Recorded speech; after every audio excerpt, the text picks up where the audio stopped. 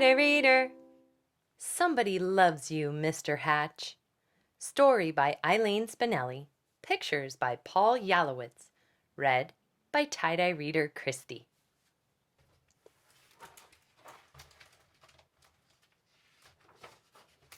Somebody loves you, Mr. Hatch.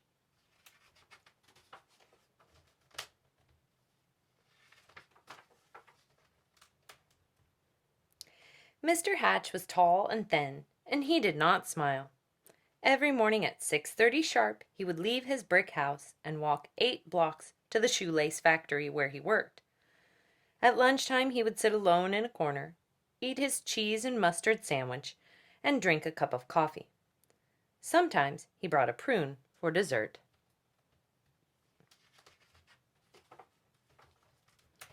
After work, he would make 2 stops.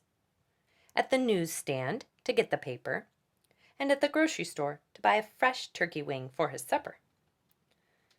After supper, he read the paper, took a shower, and went to bed early. He keeps to himself. That is what everyone said about Mr. Hatch. One Saturday, when Mr. Hatch stepped onto the porch with his dustpan and broom, he got a surprise, a package wrapped in brown paper. He had never spoken to the postman before. "Thank you, Mr. Goober," he said. Mr. Goober smiled. "You're welcome. I always enjoy delivering packages." Mr. Hatch tore the brown paper off. Inside was a white box, which he opened to find another box. This one was heart-shaped, all satiny red with a pink bow on top. It was filled with candy. Something fluttered to the porch floor. It was a little white card. He picked it up. It said, "Somebody loves you." Only then did he remember that this was Valentine's Day.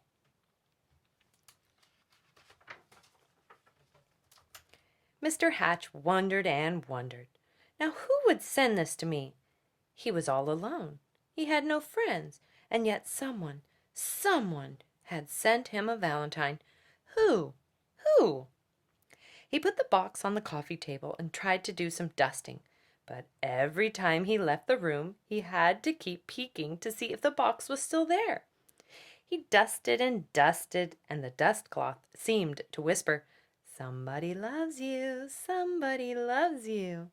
At last, he flung the dust cloth away and exclaimed, "Why, I've got a secret admirer!" And then he did something he had never done before. He laughed. He laughed and danced and clapped his hands. And then he took a piece of candy from the box and ate it.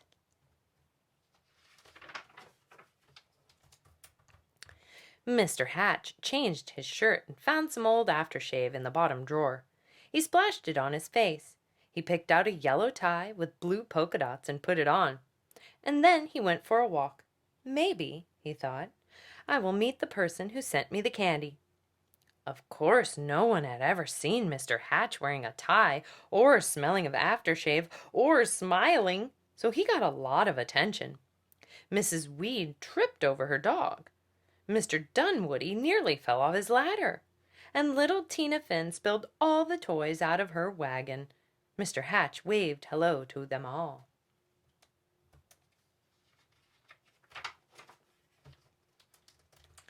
On Monday, it was back to work. At lunchtime, Mr. Hatch sat in the middle of the cafeteria. He spoke to everyone and passed out chocolates from his heart box. On the way home, as usual, he stopped at the newsstand. Mr. Smith handed him the usual newspaper.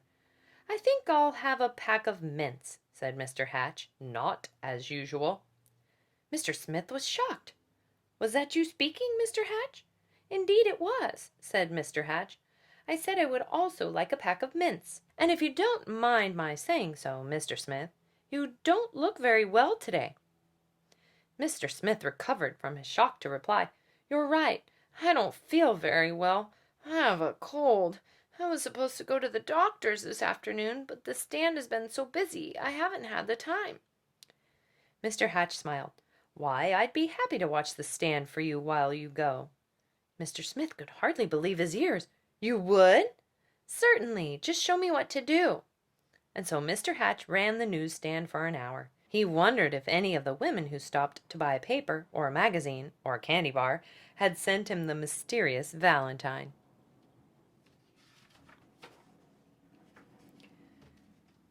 When Mr. Smith returned, Mr. Hatch made his usual stop at the grocery store.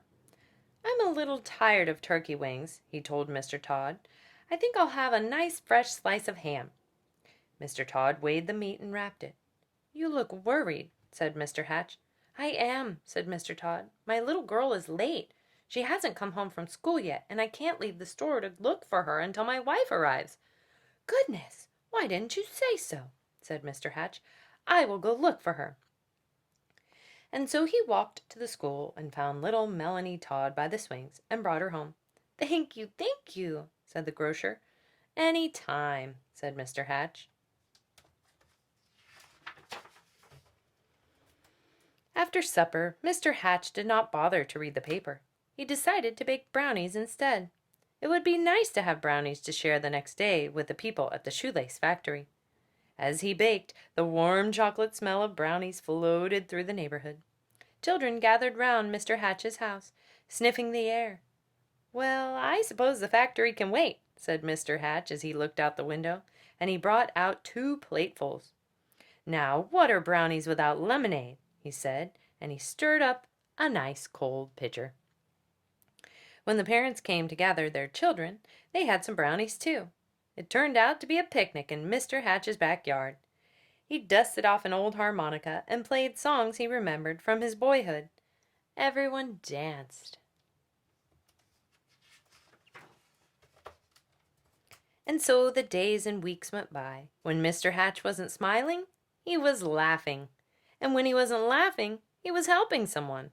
And when he wasn't helping someone, he was having a party in his yard or on his porch.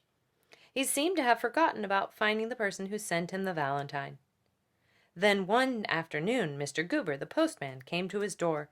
His face was very serious. "Come in, Mr. Goober," said Mr. Hatch. "You look upset." "I am upset," he said. "I made a mistake some time ago. My supervisor is very angry with me. Do you... "Yes, Mr. Goober, what is it?" "Do you recall the package I delivered to you on Valentine's Day, I think it was?" "Yes, I believe so," replied Mr. Hatch, beginning to feel a little uneasy.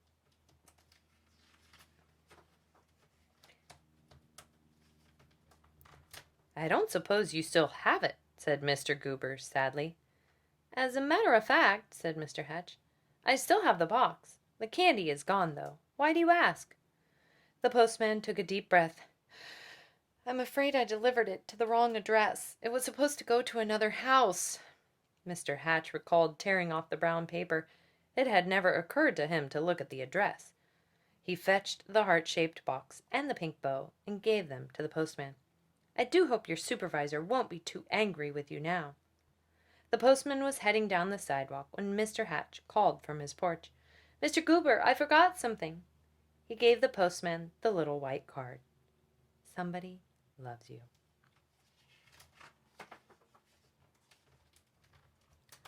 Alone in his living room, Mr. Hatch sighed. Nobody loved me after all.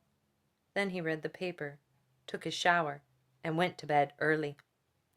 The next morning at 6:30 sharp, Mr. Hatch left his brick house and walked 8 blocks to the shoelace factory. At lunchtime, he sat in the corner by himself, ate his cheese and mustard sandwich, and drank a cup of coffee.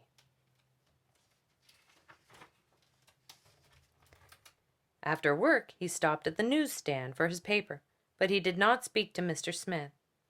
And when he ordered his turkey wing from Mr. Todd, he did not smile.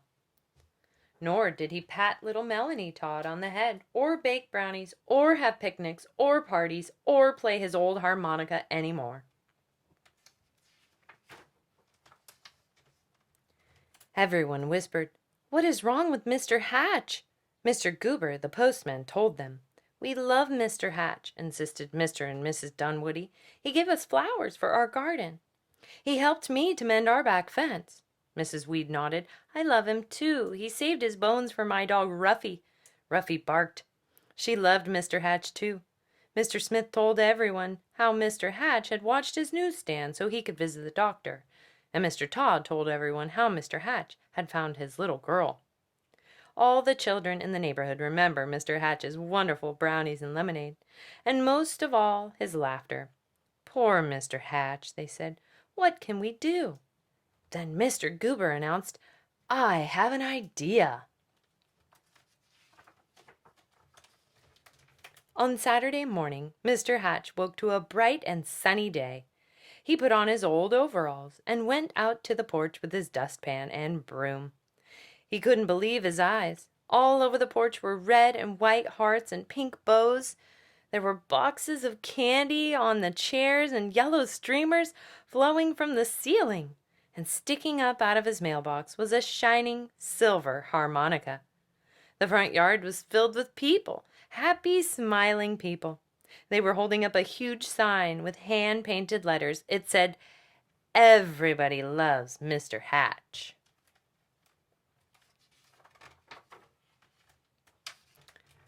Mr. Hatch dabbed at a tear with his handkerchief. "I do believe," he sniffed, "somebody loves me after all." Then he smiled, and then he laughed, and then he hurried down to be with his friends.